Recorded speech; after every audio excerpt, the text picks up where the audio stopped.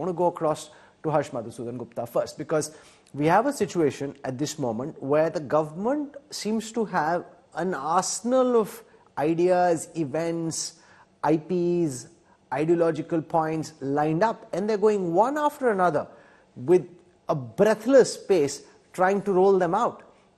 The opposition at this moment seeming completely clueless.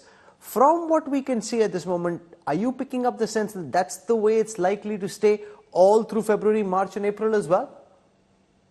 Thank you, Rahul, for having me. Today is a very important discussion that you've brought up. Absolutely, I fully agree with you.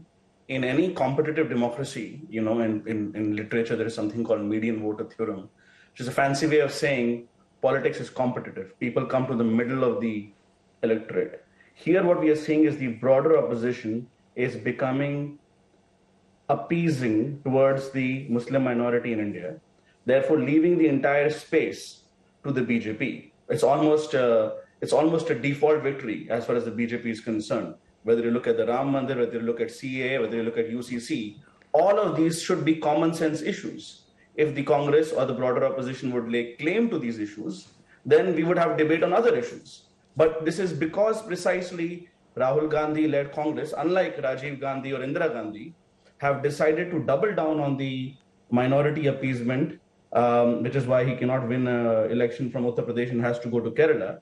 That is the reason why what you are describing is absolutely accurate. Shaheen, Poonawalla, we heard yesterday from Congress leaders that Rahul Gandhi's yatra is not a political yatra. It's not meant at the elections. Now, if elections are to be announced in a few weeks from now and the leader of a major party is doing a yatra which is not aimed at the elections, people watching this telecast would wonder what in the world is going on. A politician doing a yatra. He's not running an NGO, mind you. His task, amongst various things, is to help the Congress come back to power. He's doing a yatra which is not aimed at the elections, which is not a political yatra. If he wants to rebuild the Congress, surely that's something that should be done after the elections. At this moment, focus on winning whatever the Congress can and whatever the opposition can. He seems to have his priorities all wrong.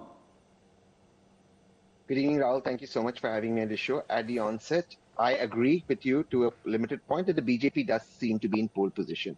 But you, who's very experienced as a journalist, know no election is over until it's over. And, the Congress still can do well in 2024. Having said that, I think we need to distinguish between the Ram Mandir issue and the CA and the UCC issue. For one, that the BJP spokesperson is here, the very erudite spokesperson. The UCC, they've got it in a state. You're going to give each other compliments like this?